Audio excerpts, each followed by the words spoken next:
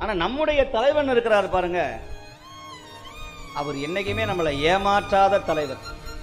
இந்த தலைவர் யாரு? நம்ம ஏமாற்றாத ஒரே தலைவர்.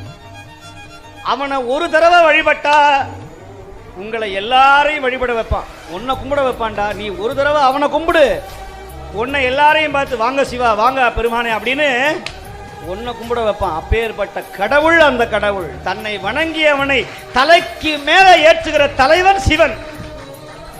நீங்க சிவனை சாதாரணமா இட போட முடியாது. நான் ஏன் இப்படி சொல்றேன்னா, நான் அனுபவிச்சிருக்கிறேன், அதனால சொல்றேன்.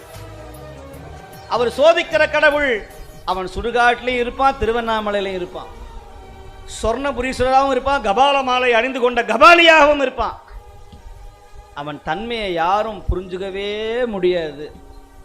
அப்பேற்பட்ட கருணையாளன் சிவன், ஈசன்,